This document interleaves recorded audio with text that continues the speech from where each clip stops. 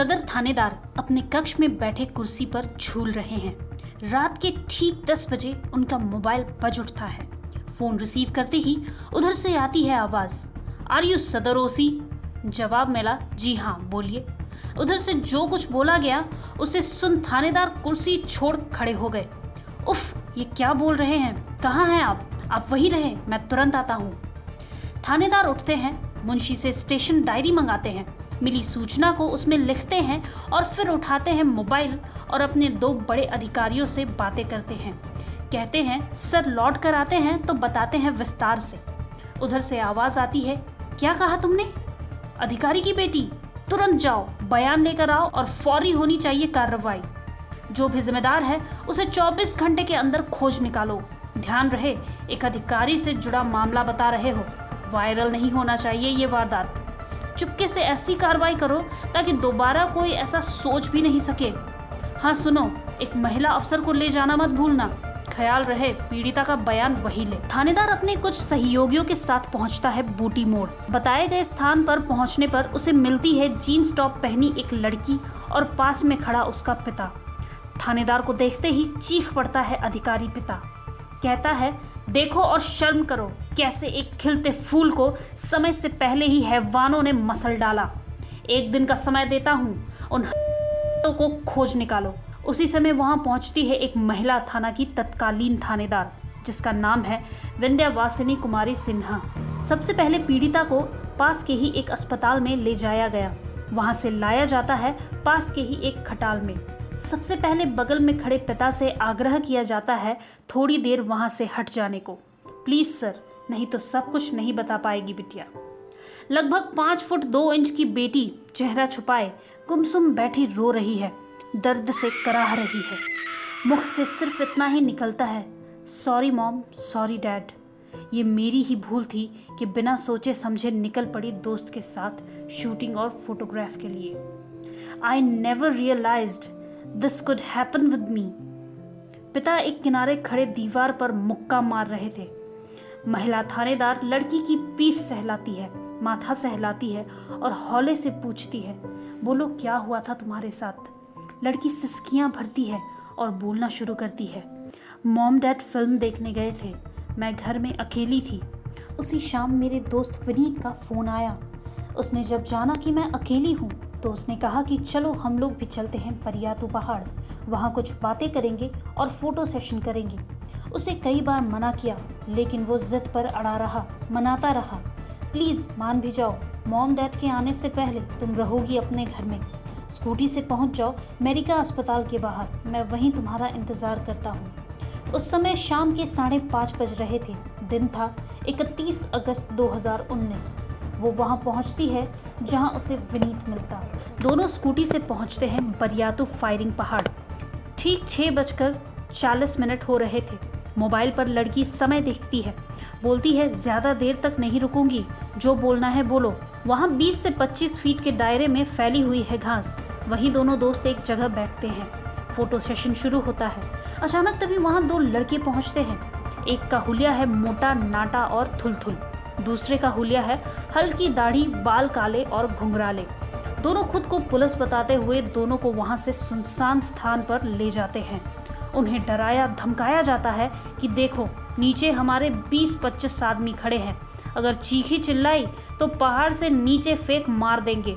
लड़की डर जाती है। उसके दोस्त को एक बदमाश खींचकर किनारे ले जाता है, दूसरा उसे वहीं खींचकर घास पर लिटा देता है और लूट लेता है उसकी आबरू। थोड़ी देर के बाद दूसरा बदमाश आता है और वो भी वही दोहराता है। गैंग रेप के बाद एक बदमाश उसके दोस्त को कहता है कि जिस रास्ते से आए हो उस रास्ते से मत जाना, वरना नीचे खड़े लोग मार डालेंगे।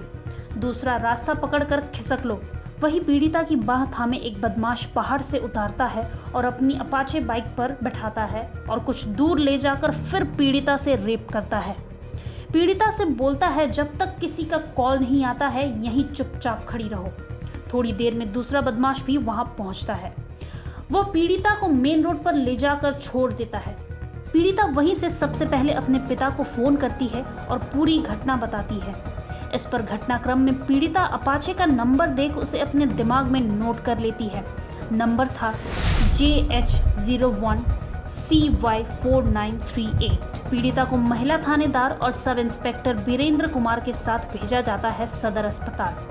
सदर अस्पताल में डॉक्टर स्वाति चैतन्य पीड़िता की मेडिकल जांच करती है और अपनी रिपोर्ट में लिखती है, sexual assault can not be ruled out. वहीं इस रिपोर्ट में इस बात की भी पुष्टि की गई है कि वारदात की रात 7:30 बजे 2 लोगों ने यौनाचार किया। इसके बाद पीड़िता का कोर्ट में धारा 164 और 161 के तहत बयान भी कलमबद्ध कराया गया। इससे पहले सदर थाना में पीड़िता और उसके पिता के बयान के आधार पर 376D और 4, 6, 8, 10 पॉक्सो एक्ट के तहत मामला दर्ज किया गया।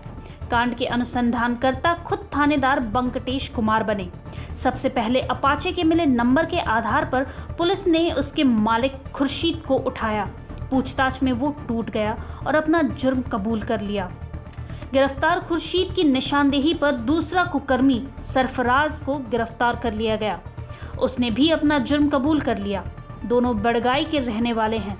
दोनों कुकर्मियों के खिलाफ स्पेशल जज पोक्सो कशिका एम प्रसाद की अदालत में 18 नवंबर 2019 को चार्ज फ्रेम किया।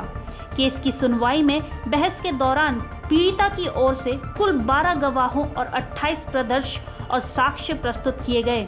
वहीं बचाव पक्ष की ओर से 4 गवाह प्रस्तुत किए गए।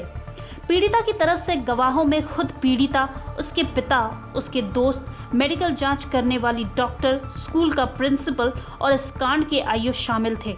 10 जनवरी 2020 को अदालत में मुख्य अभियुक्तों ने खुद को बेगुनाह बताते हुए कहा कि उन्हें फंसाया गया है।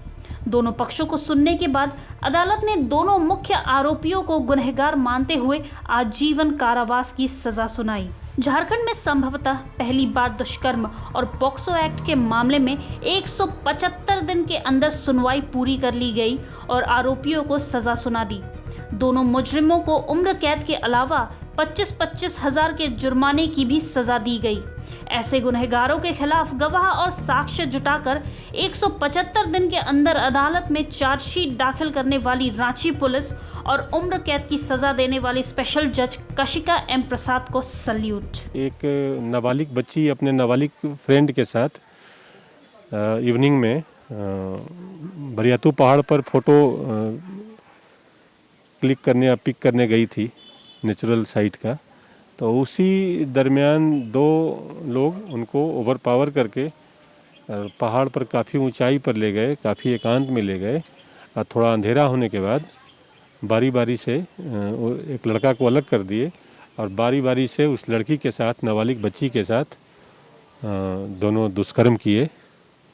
कि दोनों अपराधी किए, फिर दोनों अपराधी अलग अलग डायरेक्शन से अलग अलग, एक लड़की को लेकर एक लड़का को लेकर उतरे और नीचे उतरने के बाद फिर उन लोग को धमकी दे करके छोड़ दिए। जब जानकारी होने पर हम लोग त्वरित कार्रवाई करते हुए वहाँ गए और सीसीटीवी का सहारा लिए, स्थानीय लोगों का सहारा लिए और कुछ बाइक का नंबर, प्रोबेबल नंबर प्राप्त हुआ था, उससे हम लोग सत्यापन किए और उसके बाद हम समझते हैं 10 घंटा के अंदर हम लोगों ने अपराधियों को पकड़ लिया और सारे सबूतों के आधार पर स्पीडी ट्रायल चला। स्पीडी ट्रायल में दोनों अपराधियों को 4 माह के अंदर आजीवन कारावास रिग्रेस पनिशमेंट के साथ प्लस फाइन के साथ भी दोनों अपराधियों को सजा हो गई। कैमरामैन संजय कपरदार के साथ रूपम और श्रद्धा छेत्री की रिपोर्ट।